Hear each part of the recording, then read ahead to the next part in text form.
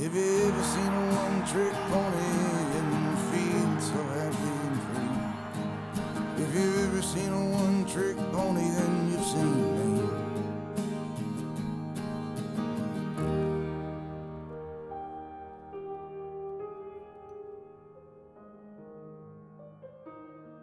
What attracted me initially was the director. I'd seen a couple of Darren's movies, and I inquired about him, and he's very innovative, very cutting edge. Who woke me up? He makes very uncompromising type of films, and to have like this kind of New York intellectual guy sort of delve into this world of blood and sweat, and I thought it would be really interesting because he's going to come at it from a different perspective, and it wouldn't be your classic sort of stereotypical director doing this type of piece. 47. In the beginning, there was a lot of politics involved because they didn't really know if they could use me because I'd kind of been out of the loop for like 15 years, and they needed a big movie star. Meeting Darren, I knew he'd really want me to go to some really dark places to put my mind and spirit and physically what I would have to do. So I was kind of relieved when I got replaced. Everybody was crushed except me. And then something happened within a 2-week period, and then I was back on, and I wasn't really that tickled about it. It's pretty much about a guy who's best wrestling 20 years earlier.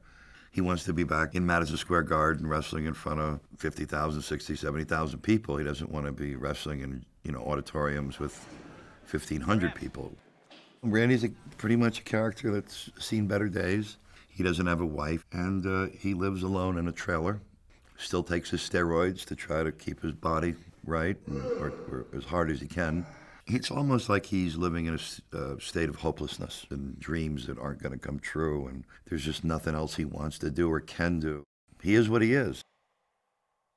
Like, he was a big wrestler in the 80s, and he was very selfish with his time.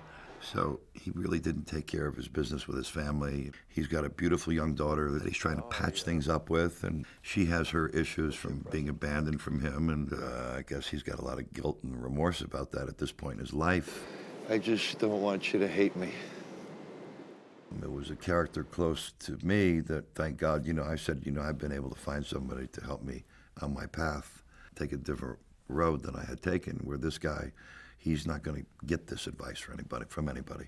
I kind of screwed up my career pretty good and was out of the business for over 15, 16 years, and you're lost for a while. So there was that lost part of me, and also the state of shame you live in when you can't get a movie job, or nobody, people want to point and say, oh yeah, he was a really great actor years ago, but he shot off all his toes. He's, nobody's going to hire him. So it was a little too close to the belt. It was a process of training for 3 months with the professional wrestlers, which was no walk in the park. I didn't know anything about wrestling. I had a different kind of sports background, and I didn't have a lot of respect for it, and I really just kind of was going through the motions. Eventually, it clicked in, and it's not boxing, it's wrestling, it's entertainment, it's choreographed like a ballet. And then I got a rapport with the wrestlers, and I grew to respect the sport. Hey, you guys look great tonight. Did you like it? I realized if I did this movie, I'd have to put on like anywhere between 30 to 40 more pounds, because these guys are really big. I'm just going to get big and strong. Yes, you are, my friend. We actually choreographed everything like they do with the matches. So we choreographed in sections. After I kicked into gear, I really wanted to look like I knew what I was doing. We took the film to Venice. Here we have our little movie that we shot real quick with handheld, and, we didn't know what to expect. And then we went to Venice and got the Red Lion Award. The response with the European judges there was just really overwhelmingly favorable. After Venice, we thundered into Toronto. Yeah, we kind of knew we had something special, and it was like a whole other energy, and it was like, bring it on. I don't know if I could ever do it again. It's just something magical happened, but I think a lot of magical stuff happened on this movie. Everybody really worked together, and it was, I think, a testament to the respect everybody has for Darren as a filmmaker and as a person. I'm very proud of the movie. I think it's the hardest movie I've ever made. I think it's the best movie I ever made. The only ones who are going to tell me when I'm through doing my thing is you people here. Tell me, can you ask for anything more?